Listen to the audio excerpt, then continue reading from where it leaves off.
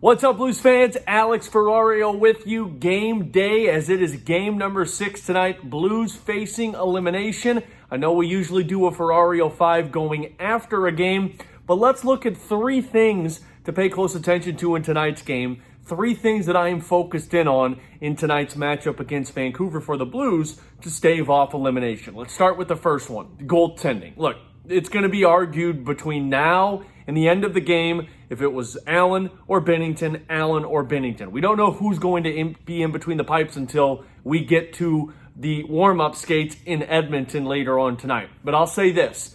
If you go with Binnington, you're going with a guy who won you a Stanley Cup last year. You're going with a guy who in the regular season last year went 6-0. In the postseason last year went 8-2-1 after losses.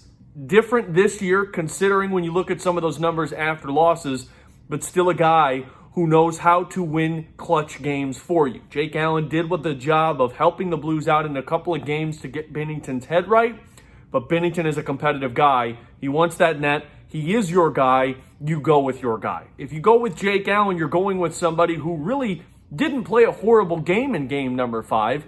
He played a very justifiable game. A couple of bad bounces beat Jake Allen, and the Blues lost the game. Regardless of who is in net, the one thing I'm focused in on are the key saves for the Blues. Those breakaway opportunities by Vancouver in Game 5, those are saves that are momentum shifters if your goaltender can make them. Markstrom had those, the Blues didn't. So that's one thing I'm focused in on tonight, those key saves from your goaltender. Another thing I'm focused in on is puck possession. If you look at the Ryan O'Reilly, Schwartz, and Perron line towards the end of that hockey game in Game 5, they had a less than 30% Corsi rating, which is puck possession time. That's not what that group is used to. Craig Berube noticed it and moved Schwartz up with Shannon Thomas towards the end of that hockey game to start to create some offense in the second and third period. So I'm watching for puck possession tonight once that puck drops. This Blues team knows what elimination hockey is like. They know how to get to their style.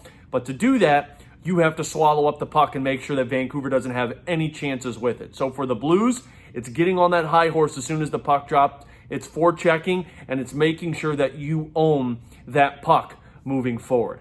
And then the third thing that I'm focused in on tonight is seeing if the Blues can have that killer mentality. Look, having your backs against the wall is a familiar territory for this team. They did it against the Dallas Stars in Game 6 as they were down 3-2, fought off elimination and forced the Game 7, and we all know how that went with double overtime in St. Louis. Craig Berube said it yesterday. He said that this is a group of guys who knows how to handle elimination, and they expect to get to game number 7.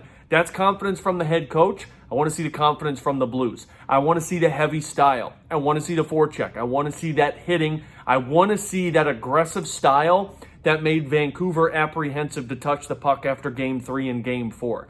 Blues get back to that style. They get those key saves from their goaltender. They possess the puck. They will find themselves in a Game 7 and have the confidence back on their side. So the 3 things I'm watching for tonight for the Blues is going to be that. Let's see what they can do. Let's see if they can stave off elimination and force a Game 7 on Sunday and get themselves to the second round that much closer to going back-to-back as Stanley Cup champs.